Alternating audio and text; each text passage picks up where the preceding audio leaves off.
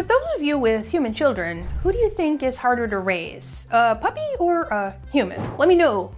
Put your vote in the comments. All right, well, I have a teenager and I personally think puppies are way easier. But then again, I am a dog trainer and I have lots of experience with puppies of all shapes and sizes. Let's talk about how to keep those curious beasts busy. Well, a puppy who is bored or not getting their needs met often becomes a destructive and annoying force in your home. And if you can anticipate your puppy's needs and build a good schedule for him, well, you'll have a lot less frustration. Here we go with my 6 best activities for keeping your puppy entertained and safe. Coming in at number 6, decompression walks. These are also called sniffaries, and dogs love them. They're not the same as neighborhood walks though. The point of a decompression walk is to let the dog amble and explore and sniff and just, well, be a dog without the presence of meeting anyone or any other dogs or seeing anything that may cause your dog stress, like a garbage truck or a person on a bike or even other dogs. Walking briskly down a street of a neighborhood is actually not very rewarding for a dog. Imagine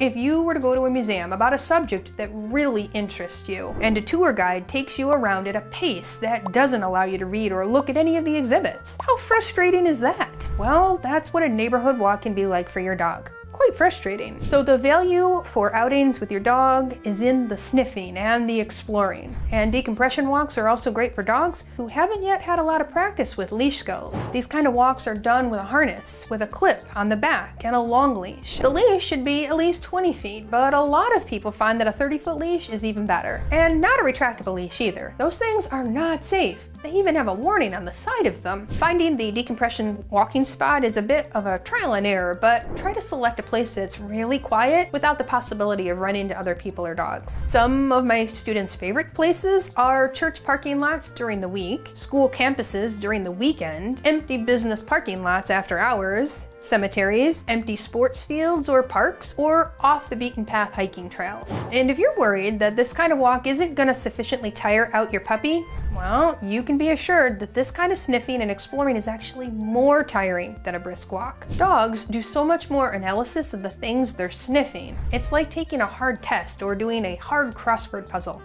It's a brain workout. When you get home from a decompression walk, try offering your pup something to lick or chew as a cool down. Now, most of the time you'll see a good nap happen next. We love good puppy naps. All right, next on the list is number 5, an obstacle course. Now, if you live in a hot climate like Lincoln, who lives in Arizona, or you're just simply looking for something fun to do with your puppy, do not sleep on the obstacle course. This is a great one for kids to help with because they can be really creative in the setup. Essentially, you're just going to use household items to create a little course of things for your dog to go through, under, around, and over. And you can incorporate things like puppy stairs or your puppy's crate, especially if it has 2 openings. You can also create a little limbo bar with a broomstick too. And once you get it all set up, you can begin by luring your dog through the course. Now remember, luring is done by keeping a treat really close to your dog's nose in order to encourage them to move. Don't let your hand get too far from your dog's nose or they might lose focus. Once your dog is pretty good at the course with luring, you can start to use hand signals and then reward when he's doing what you want. I love obstacle courses because they use the dog's brain to try and figure out what you're teaching, allow his body to move as he climbs and jumps and just moves around on things. It's a great way to build up your common language with your dog. Lincoln had a great time learning his obstacle course inside on a hot day in Arizona. And after about 20 minutes of working on it, he took a good nap. All right, moving along to number 4,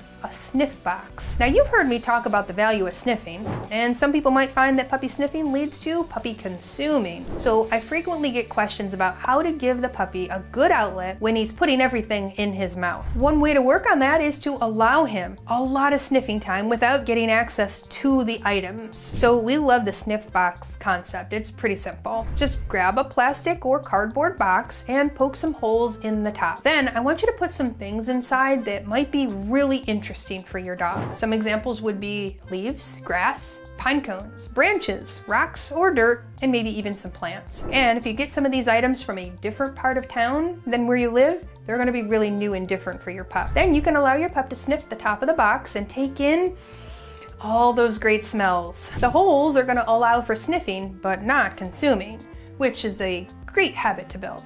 I like this activity because it's easy to switch things out and just make it new and novel for your dog. And sniff boxes are just the beginning of teaching scent work. Eventually, you will need to work with your dog on how to sniff but not consume out in the real world. And if you need some guidance on that, check out this video for more ideas on training. Okay, here we are with activity number 3, shredding.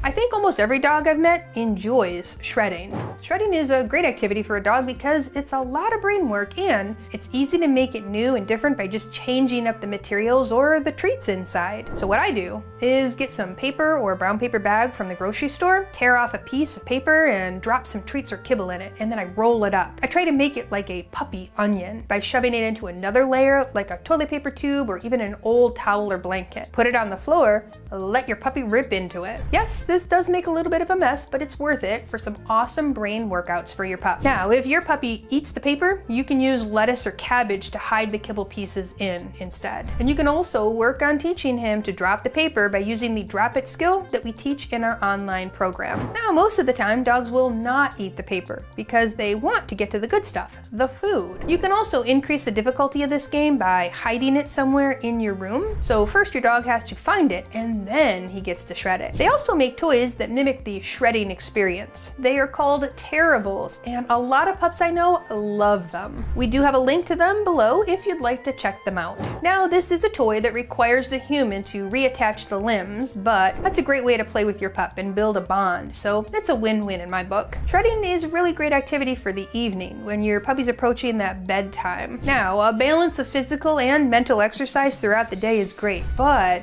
as we approach bedtime, I just want to focus more on the mental exercises. Next, we have activity number 2. Exposure sessions. Now, your puppy is a curious creature, but that doesn't always mean he's confident. We can help build his confidence by slowly exposing him to the sights and sounds and smells of the outside world. In order for this to build confidence, we actually have to do it at a pace that he feels comfortable. Now, you can start exposure sessions at home with things that he might not experience every day, like the vacuum cleaner or a blender. Then you can add in things like sports equipment or mobility aids like walkers and wheelchairs. Now, as this gets going well, you can then move this session outside. I recommend taking your dog to a new area and just sitting in the car for a little while. So if you have an SUV, you can just even sit in the back with the top up and just watch everything that's going on. This is really a great way for your dog to get used to the outside world before he's ready to explore it. Now, you might not have thought of staying in the car, but we really encourage you to break down these kind of new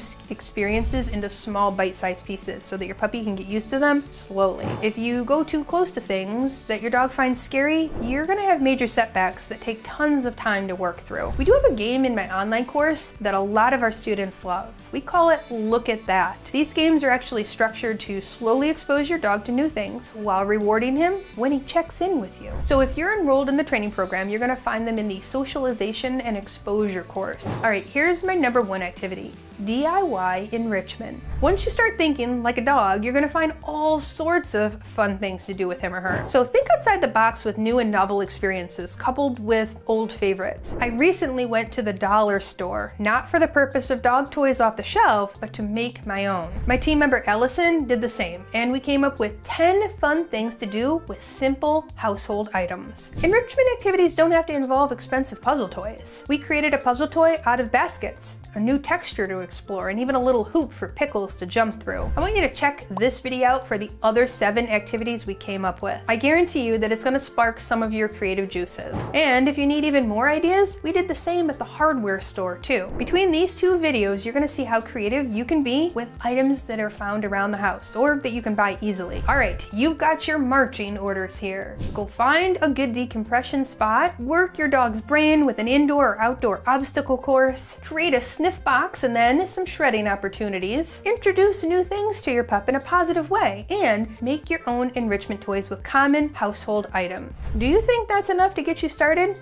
I do, but if you still need some ideas, our activity guide in the online training program has 101 activities to do with your dog, and several videos of activities you can set up for your dog to keep the boredom away. Now, the printout that we have is great to hang on the fridge, and you can even give it to the kids who are home for the summer or give to the pet sitter. Trying new things with your dog helps your pup learn and helps you learn how he thinks and learns. And the rest of the training program, well, it has great lessons on things like recall, leash skills, leave it, drop it, how to manage biting, and so much more. All you have to do is enroll, and the entire library of 18 courses will be unlocked for you.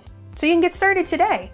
It sounds so simple, doesn't it? Well, if you're not finding puppy training very simple, tell me what you're struggling with in the comments. We probably have a YouTube video or a training course that can help you. All right, this is Michelle and the entire How to Train a Dream Dog team wishing you and your puppy a great day.